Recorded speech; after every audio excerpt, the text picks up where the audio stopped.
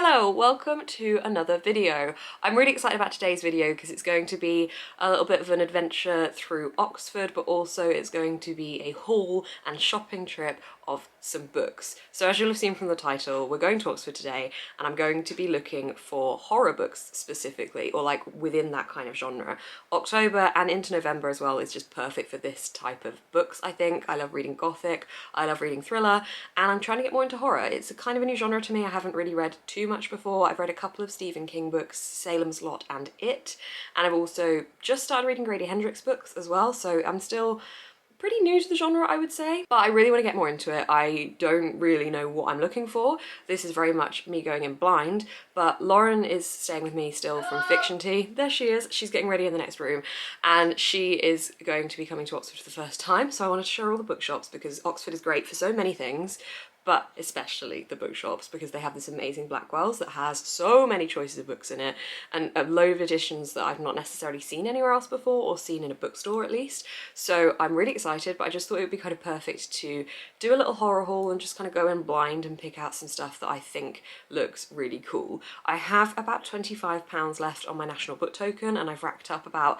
£100 worth of WATERSTONES points, so I feel like I'm in a pretty decent position to be able to do a little bit of a haul. So basically you're going to be coming along on start to finish of this journey with us and seeing what I pick up in Oxford and if I actually manage to find any horror I think I fancy. I feel like there's so many different types of horror. I don't want to go down like the slasher horror route. I want to go down more creepy horror, like suspenseful stuff that's going to make me a little bit scared to read it alone at night, which is the kind of feeling I think I want. I may regret this. So I do already have one book to kind of kick this off, and this arrived yesterday. I had to track this down from another WATERSTONES because this is not available online, and that is Horror Store by Grady Hendrix. So this is the same author of the Southern Book Club's Guide to Slaying Vampires, which is a book I have just finished last night. Really liked. So I thought I would give another one of their books a go. This one is so cool in design. I just had to own a physical copy of it. I saw it about online before and just didn't really feel interested, and I don't know why because it looks amazing. It's set within an IKEA-esque shop in America and people get stuck in it and it turns into a horror situation, but the whole thing is designed like an IKEA catalogue. Like, you've got kind of creepy bits inserted in there, but the whole thing looks amazing, and inside is just continuing this theme of the IKEA catalogue. I just think that's brilliant. I was really pleased to be able to find a copy of this because when I was looking online, as I said, there weren't any available, but because a couple of WATERSTONES had them in stock, they were able to post it to me. So yeah, I'm very excited. Each chapter is named after a bit of furniture, and I cannot wait to read this one. So this is kind of kicking off the horror haul because this arrived last night and I am so happy to have a copy of it. So yeah, this is book one. I have no idea what the rest of the books are going to be, but that's the exciting part. So yeah, I hope you enjoy this video. I hope you enjoy coming along book shopping in Oxford. Let's see what horror slash creepy books I can pick up. I don't mind if they're not like all proper horror, some gothic, some thriller, but generally things to read in the spooky season.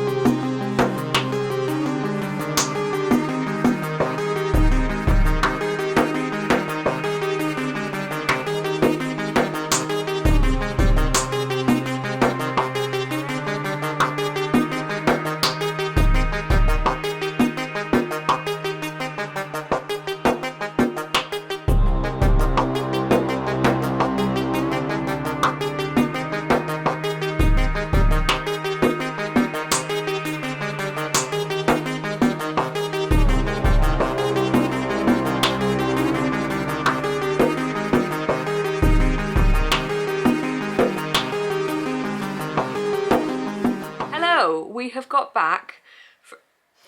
So, Lauren's doing stupid things behind the camera. this is not my most flattering angle. Do you want to tell everyone what you were doing? Rude hand symbols, wasn't it? Do you want to say sorry to the people at home? No, because they didn't see it, you did. I just want to let you all know that if you sign up to Best Patreon, I'll tell you. Constantly plugging the Patreon, aren't you? I'm here, I'm helping you out. What was that sentence? I'm helping you out. Okay. Okay, that out the way, I bought some books today. I bought a lot of books. I started in Blackwell's and bought 2, and I was like, oh, maybe I'm not going to buy many. I'm sure that there's 1 or 2 in WATERSTONES I'll want. Yeah, there was like 6 in WATERSTONES that I wanted. They're all in here! So let's do a horror haul. I've pretty much exclusively bought horror slash spooky slash this time of year mystery type of books, and I'm probably not going to be able to get to them all in October. In fact, I'm definitely not going to be able to get to them all in October, but I have a couple to show you. Lauren also has some to haul as well, so I'm going to show you these ones, and then Lauren will come in and show you what she's got. But I'm excited. I'm really excited because there is quite a variety in here, I would say. Obviously, I don't really know much about any of these because I kind of went in blind. I didn't go in with any expectations, which I actually think was really nice, because normally I'm going in because I've seen a book online or because a friend has recommended it, whereas I literally just got these based off of the plot. So I quite enjoy book shopping like that. I think that's how I often find some books that I end up absolutely loving. I do like recommendations too, but I feel like this is exciting. So let me show you what I got. So let's start with the 2 I bought in Blackwell's. It is these 2. I got The Nesting by C.J. Cook and My Heart is a Chainsaw by Stephen Graham Jones. So both of these ones, I'm very excited to tell you about them because they are the ones I think are going to be the most creepy, hopefully. They were both on the table in the shop. I know nothing about either of them other than what it says in the blurb, but I'm going to try and summarise probably pretty poorly what they're about to you guys. Okay, so the first one is The Nesting by C.J. Cook, and this one looks like it's going to be super, super creepy. I'm also really liking the misty setting of the cover. This looks like it would be a really good one as we go into the colder months. I like the fact that it has like a crazed looking deer on the front there. So this one, I'm going to read you a couple of lines from the blurb because it's quite a short blurb, but this follows some children and a woman in a haunted environment, I think, which I'm excited for. So, the lines from the blurb. A house stands alone in the woods. Deep in the forest of Norway, Lexi finds a fresh start with Tom and his 2 young daughters working as their new nanny. The darkness creeps closer, but Lexi is telling lies and she's not the only one. This family has a history and this place has a past. Something was destroyed to build this house, and in the dark, dark woods, a menacing presence lurks. Lexi must protect the children in her care, but protect them from what? So this sounds pretty interesting, and yes, I did just read the whole blurb rather than a couple of lines, but it sounds really creepy. Oh! Lauren offering me sound effects there. And honestly, I think the reviews calling it creepy and scary and the best to read with the lights on was what inclined me to pick this up, because I want something that's going to make me feel like that. That could be a mistake, but this is book 1. Book 2 I am very interested about because it looks like it's going to really play into some tropes, and that is My Heart is a Chainsaw by Stephen Graham Jones. This one was like front and center of the table and was very much displayed out and made me want to pick it up. Now I think this could be a bit more slasher horror, which I'm not quite as much into, but I think that this plays on horror film tropes because it follows a main character who is absolutely obsessed with horror films. So I'm hoping to see some kind of horror film fangirling going on there and being able to read about some films that I might have watched. So in that sense, I'm really excited to read it, but also just generally the plot sounded really cool. So I think some bad things are happening in our main character's hometown and they're trying to figure out what's going on and use their kind of horror film knowledge to piece things together because things are definitely not right. The last paragraph on the blurb says, as Jade dives deep into the history of her hometown, the missing tourist, the drowned church in Indian Lake, the tragic deaths at camp years ago, the town strives to keep her trapped, but outcasts still laugh and fight and cry and love fiercely, and even as the terror descends and the blood flows, they never give up. So it kind of sounds like an isolated, trapped in a town kind of situation, like typical horror. Thank you. Typical horror situation, so that one sounds really good as well. So those are the 2 I got from Blackwell's, and then the other 6 I got from WATERSTONES. So the one that I knew, the only one that I knew I wanted to get was Reprieve by James Han Matson. I saw this yesterday in London and knew I wanted to pick up a copy. Look at those sprayed pages. Well, that's not really sprayed, is it? Is that, what's that called? Deckled? No, deckled is rough, isn't it? No, it's stenciled spray pages. Stenciled. Or, as the publishers have now been saying, spreages. Spreages. I like the word spreads, but the blood effect is great. So this kind of reminded me of The God Game by Danny Toby, which I read at the start of 2019, maybe 2020, I can't remember, 2020 I think. It reminded me a little bit of that. It also reminded me a very slight bit of Squid Game for some reason. So I'm gonna just try and summarise the blurb. I'm so bad at summarising blurbs. So there are 4 contestants in the final cell of a house that's part of this game show. And there's all these haunted escape room scenarios. And if they can endure the escape rooms without having to say the safe word to get out of the situation, then they'll walk away with $60,000. But before they can complete the challenge, someone breaks in to the escape room and kills one of the contestants. So you're already kind of in that isolated setting, which I do quite enjoy in my thrillery horror books. So this then follows each person that was present sharing their point of view as to what happened and trying to work out what did actually happen and piece the event together.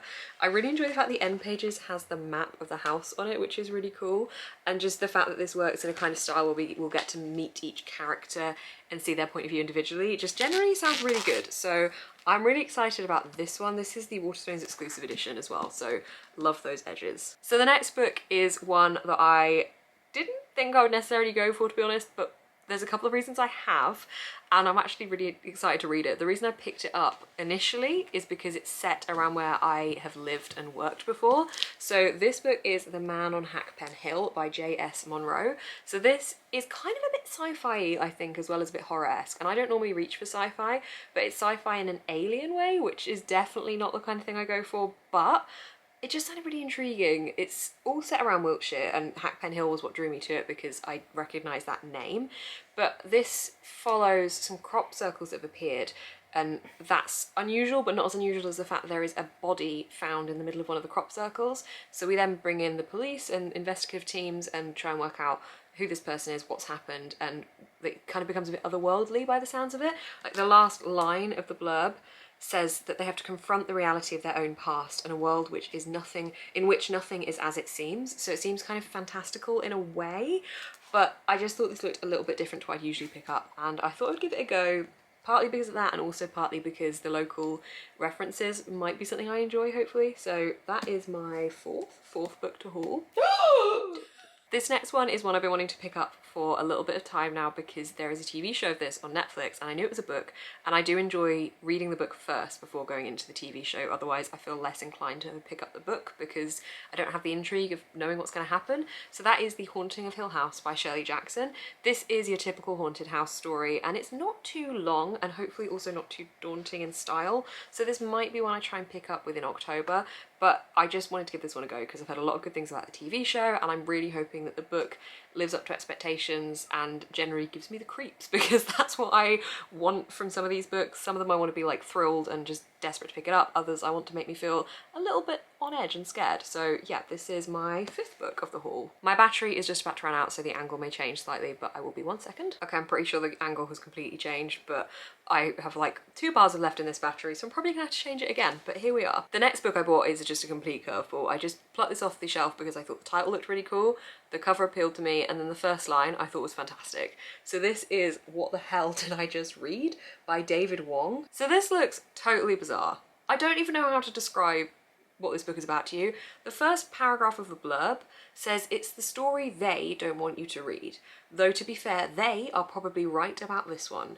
No, don't put the book back on the shelf. It is now your duty to purchase it to prevent others from reading it. Yes, it works with ebooks too. I don't have time to explain how. And basically, it just goes on to talk more like that. And I'm just like, what is this about? I have no idea. But the first line is fantastic. So the first line of the prologue is, "It rained like we were a splatter of bird shit God was trying to hose off his deck." I just really enjoyed that. But this was in the horror section, so I don't know. Apparently it's got very dark humour to it, and someone said it's like a mashup of Douglas Adams and Stephen King. There seems to be a shape-shifting child predator and people trying to investigate into them, navigating a diabolically convoluted maze of illusions, lies, and their own incompetence in an attempt to uncover the truth. So an investigation novel from 3 main characters looking into this person and this whole they being, who seems to be like this omniscient being that is being described here to say they don't want you to read the book, so I'm intrigued to see who they is. But yeah, I think this is probably one to check trigger warnings for, as it does mention that there's a child predator character in it, so do check the trigger warnings if you were interested in this one. But it looks pretty different, and the bookseller recommended it as well and said that they'd really enjoyed some other writing by this author, so I knew nothing about it. It was pretty much a blind pickup, and I'm intrigued to read it. This next one I feel like is going to be a little bit softer than that one, but hopefully still keeps me excited and hooked, and this is Murder at the Ashmolean by Jim Eldridge. So the Ashmolean is a museum in Oxford, so this was on a table of local to Oxford books, and this is in the 1800s, and it follows an investigation into a murder at the Ashmolean, and the chief detective is the detective that worked on the Jack the Ripper case as well, and they have been called in to deal with this, and then they realise that there's actually a lot more at play here, as there's things that have been messed with within the exhibitions and artefacts that have been misplaced and a lost Shakespeare play. So that kind of drew me into it a bit as well. So this one looks really interesting and a little bit different from all the others, but hopefully still has that kind of slightly spooky mystery vibe to it. So the final book I bought is The Spirit Engineer by A.J. West, and can we please appreciate how absolutely stunning that cover is? It's so pretty. So this is a historical paranormal fiction set 2 years after the time of the Titanic sinking. And this follows a high society world in which everyone is getting very obsessed and into seances and spiritualism and is trying to communicate with the dead. And it follows one main character who is hearing these voices and is able to communicate with the dead and doesn't quite understand what's happening and gets swept up in a story of trying to figure out what the hell is going on. And this also features Harry Houdini and Arthur Conan Doyle, which is really, really cool, and I really like the fact that we've got that blended in as well. The main character is morally grey in this one, which I always enjoy because I feel like it gives you so much more to talk about and just adds layers and layers to working out the motives behind things and the fact that we're not actually meant to necessarily like our main character. So I'm really excited to read this because of the plot, but also we just happened to have a really cool experience when being in Waterstones picking this book up. So Lauren's on her way to come and sit with me to tell you why the other reason I'm really excited to read this is because, yeah, we had a pretty cool... It's my turn. Because, yeah, we had a pretty cool experience in Waterstones. So basically, we went into Waterstones, we were stood at the front where all the new hardbacks are, and there was one copy of this on the shelf, and I pointed to Lauren and said, oh look, there's that book you bought yesterday. Because Lauren bought a copy of this in Waterstones Piccadilly yesterday where there was like a huge stack of them. She thought it looked great, like the Titanic side of it. Just for preface, I love stories about the Titanic. Yeah, so that was great. We picked that up and I just kind of pointed to it. And then somebody just kind of reached out and pulled it off the shelf and started putting a stamp in it and then started signing it. And we were just like, what? And then we realised it was the author, A.J. West, and we started chatting to them and just had a whole like 10-minute conversation, 10-15-minute conversation about their book, about getting published. It was great, lovely chap. Yeah, and it was just so cool. And they had this little stamp with them that they were signing all their tour editions because they're touring at the moment. And it's so cool. So I got this personally signed. Lauren did not have hers on her, so did not manage to get it personally signed. You're just checking just in case. Still very pretty. But I would have bought it again. But Beth snatched it. There was only one left. There was, which was insane. But honestly, I think hearing an author talk about their own book just makes you want to read it even more. And one of the things I found really interesting is he said that the conversations had in this book between Arthur Conan Doyle and Harry Houdini are actual conversations they had, and it's all based on the transcripts that he's pieced together for the actual conversations they had. So it's all based off of true stories within this as well, which just sounded so cool. But he was so nice, wasn't he? Lovely chap. So nice. So actually what I'm going to pop in now is a little bit of footage that we filmed of him in Waterstones, because he was talking to us about like going around touring and marketing for the book, and I was like, well, let's film it and chat about it on my YouTube video because this is all dedicated to horror books and this is paranormal, so certainly fits into the perfect spooky, well, probably more spooky than spoopy vibes for the season. So the next clip is AJ West telling you all about his book. Get your popcorn. Hello, this is AJ West author on social media, and I've just completely by chance, you won't believe this has actually happened, but I genuinely have by chance just run into Beth and Lauren, and they were standing kind of near my book while I was signing it and doing a special stamp on it, which I'm very proud of. And Beth said to me, we bought that book yesterday and now have bought this one, the last copy in Waterstones in Oxford. It's the story, it's a true story really, it's based on a true story that I came across about 5 years ago. of William Jackson Crawford, who was a professor of engineering. He was investigating a spiritualist medium called Kathleen Gallagher. 6 years later, his body was discovered on Picky Rocks in Bangor in Northern Ireland in really mysterious circumstances. Harry Houdini said he had discovered he had been fooled for 6 years. Sir Arthur Conan Doyle, who said it must have been that it was his last greatest experiment. And so the book really is telling that story and trying to unpick that mystery. Anyway, if you do read it, please do hit me up on social media, and I hope you enjoy. So he was just absolutely the most lovely human, and it was just so nice to chat, wasn't it? And It was funny because we heard that he was going to be in Oxford that day, but we weren't going to be anywhere near the bookshop that he was in. Yeah, he was meant to be in Daunt Books in Oxford, And which we was were- quite at the other end. Yeah, because we weren't going to go there, and then it just so happened that we were like, It was just so cool. So please go and check this book out, because it sounds so good, and it's just really pretty as well. And he was just lovely, and I just want to be able to I will send... say, like, that's impressive though, that like they said they had several books in that day and all of them sold out. Yeah. And then Piccadilly, Waterstones, they're like all over the place. So obviously high hopes for this book. Yeah. I have a feeling this will be one of those books that you see once or twice and then suddenly it's everywhere online. It's not that thick either. No, it isn't. So that is The Spirit Engineer by AJ West. We both got a copy. I'm very excited to read it. Yeah, and You've got your not signed page, hang on. So that's my haul. Lauren's now going to show you some of the books that she got that are like, we're not saying like necessarily horror books, but like fit within the theme of something that could be fearsome. yeah, I would say it fits into the fall season. Yeah. Well- Lauren, what did you get? Well, obviously, you know, I got this. Got it before Beth. Not that it's a competition, but yeah, I got this. I went into Waterstones, picked it up, opened the book, because obviously black cover, I'm just like, Also, it's blurred by Darren Brown on the front. Really? Yeah. Wow. A fiendishly clever tale of ambition, deception and power. Wow. Yeah, so I opened it up, and in the second line of the blurb it said Titanic, and I'm obsessed with like Titanic, Harry Houdini and all that, so I was like, yes, like instant buy. So yeah, this is probably the spookiest book that I've got out of my haul. I've just noticed Jodie Whittaker's also blurbed it. Wow, really? I adored this book, haunting, witty and deeply moving, surely set to become a gothic classic. Wow. Okay, so now moving on to the books / graphic novels / manga that I got from London. So this is manga that I also got. Manga? What's manga? I'm joking.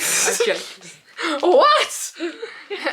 Yeah, but if you follow me at all, then you know I'm really into anime. Like, that's one my thing. I post about anime and books, but mostly books. And Attack on Titan is like my newest obsession. And it's very much adult in the sense that it is quite a horrific thing to watch. It's very gory. It's very cutthroat. Like, you cannot get attached to anyone. Like, death everywhere. Death everywhere. Death everywhere. I'm literally, like, honestly, death everywhere. So, if you like that, then watch Attack on Titan. But yeah, I've been obsessed with the show. It's like one of my favourite things I've ever watched. So I've decided I'm going to collect the manga because there's only 31 volumes. Only 31. I don't know that's 31 books, but you know what? It's an obsession now, so I'm going for it. So I went into Japan Craft in Camden Market yesterday, and which is a shop I've been wanting to go in for ages, and I got Attack on Titan Volume 1, and I like that they've put plastic wrap around it. Obviously, yes, not exactly eco-friendly, but it keeps your manga nice and safe. I appreciate the nod to the eco-friendly packaging that we like on this channel. We do like it on this channel. We especially like Fairy Loot's eco-friendly packaging. They're very good at eco-friendly packaging. Lauren works for Fairy Loot. I'm not just saying that, they do actually have really good eco-friendly packaging. We do. And yes, then I found it tucked in the corner. I couldn't find this anywhere online. It's probably available now that I've found it. But I found this tucked in the corner, and it's the character encyclopedia, and it just tells you all about the characters, when their birthdays are. Fun fact. Christmas Day. Oh. Imagine being born on Christmas Day. Gift to the world. And anyway, so naturally I got volume 1, and then I went into Waterstones, and I saw that they had volume 16. So I was like, oh my god, like, I have to buy that. But yeah, it was actually volume 16, but it's like a special edition cover, illustrated by the same guy who does Walking Dead stuff. Oh, cool. Okay. Yeah. So it's got an exclusive cover, and it also came with an exclusive pack of playing cards, and I actually like to play cards, so that was kind of fun. So I'm only mentioning this because it is quite horrific, and if you've seen Attack on Titan, then you know how gory it is, you know how jumpy it is, you know how fantastic it is, so that's why I mention it today. It looks terrifying to me. Yeah, I literally sent clips to Beth, and I was like, I want to tell you that this is my new obsession, but you will never watch it. I don't like overly elongated limbs, as was recently discussed in a live show. And I'm talking about like proper elongated limbs, and apparently a lot of these have like that kind of thing, do they? Or like they're just huge. They are scares like me. literally like everything Beth hates in Yeah. one thing. No. Like some of them have massive heads, some of them have massive like legs, but do you know something? It's hysterical how they run.